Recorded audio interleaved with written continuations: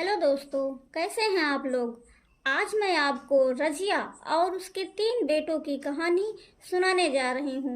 उनमें से एक बेटा अब्दुल, जो कि रजिया का सौतेला बेटा था, जिसका किसी ने कत्ल कर दिया था, और उसकी आत्मा उसी घर में रहकर उन लोगों को परेशान करती थी। तो आइए देखते हैं अब्दुल को किसने मारा और कैसे उन लोगों को अब्दुल की आत्मा से छुटकारा मिला। एक शहर में रजिया नाम की एक औरत और उसके 2 बेटे रहते थे। एक दिन दोपहर में रजिया अपने कमरे की साफ सफाई कर रही थी कि अचानक उसे किसी के आने की परछाई दिखी। वह सहम गई, लेकिन फिर उसे कुछ नहीं दिखा और वह दोबारा से अपना काम करने लगी। थोड़ी देर के बाद उसे लगा कि उसके पीछे कोई खड़ा है और वह चिल्लाकर कमरे से बाहर भागी। उसके बेटों ने पूछा, क्या हुआ अम्मी जान?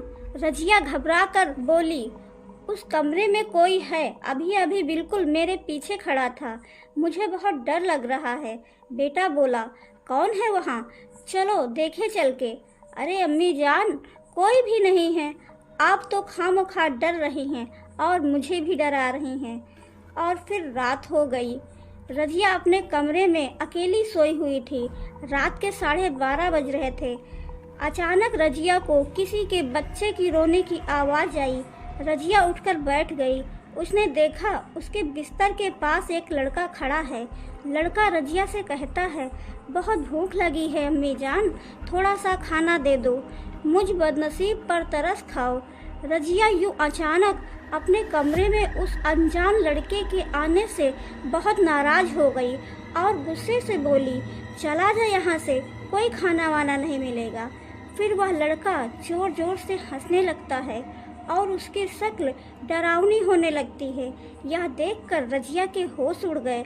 वह चिल्लाकर अपने बच्चों को बुलाने लगी, लेकिन उसकी आवाज़ बच्चों तक नहीं पहुंच पाई और वह बच्चे की आत्मा जोर जोर से हंस रही थी और वह रजिया से कह रही थी कि आज मैं तुझे नहीं छोड़ूंगा, तूने जैसे मुझे मारा है मैं भी वैसे ही तुझे मारूंगा। और उस बच्चे की आत्मा रजिया के शरीर के अंदर चली गई और फिर रजिया अपना सिर दीवारों से टकराने लगी। उसे बहुत खून निकल रहा था और रजिया स्वयं अपना खून चाट रही थी।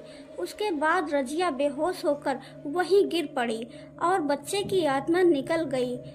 अपनी अम्मी जान की ऐसी हालत देखकर बच्चों ने एक बहुत बड़े तांत्रिक को बुलाया। तांत्रिक घर आते ही बोला, तुम्हारे घर में एक बच्चे की आत्मा है और वह बहुत ढीठ आत्मा है। वह तुम्हारी अम्मी जान का खून करके ही दम लेगी। इसी जगह उसकी बहुत बेरहमी से हत्या हुई थी। तुम लोग मुझे बताओ, आखिर किसने उसे मारा था? और जब तक मुझे पूरी बात नहीं बताओगे तब तक मैं तुम्हारी कोई मदद नहीं करूँगा।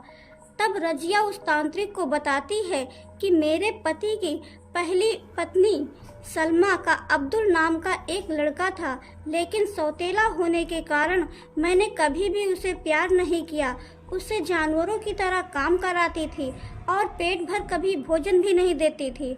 एक दिन मेरे मन में यह ख्याल आया कि अगर इसे मार दूं तो सारा धन दौलत मेरे दोनों बेटों को ही मिलेगा। अगर यह जिंदा रहा तो इस नामुराद को भी हिस्सा देना पड़ेगा। यह सोचकर मैंने एक दिन उसके खाने में जहर मिला दिया और वह तड़प तड़प कर मर गया। लोगों को इस बात का पता न चले, इसलिए मैंने घर के अंदर ही उसे दफना दिया। मुझे क्या पता था कि एक दिन ऐसा भी होगा। रजिया हाथ जोड़कर तांत्रिक से बोली, मुझे बचा लो, मैं मरना नहीं चाहती। तांत्रिक बोला, क्या वह बच्चा मरना चाहता था जो तूने उसे मार दिया? तूने बहुत गलत काम किया। अरे बच्चे तो खुदा की नियामत होते हैं, मैं तेरी कोई मदद नहीं कर सकता। रजिया तांत्रिक के पैरों में गिर गई, अपनी भूल की माफ़ी मांगने लगी। तब तांत्रिक बोला, मेरी एक शर्त है, अगर तू मेरी शर्त मानो तो मैं तुम्हारी मदद कर सकता हूँ।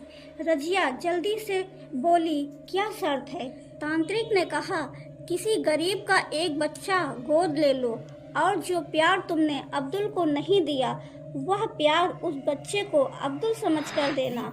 रजिया ने तुरंत स्वीकार कर लिया और फिर तांत्रिक ने अपनी तंत्र विद्या से अब्दुल की आत्मा को शांत करा दिया।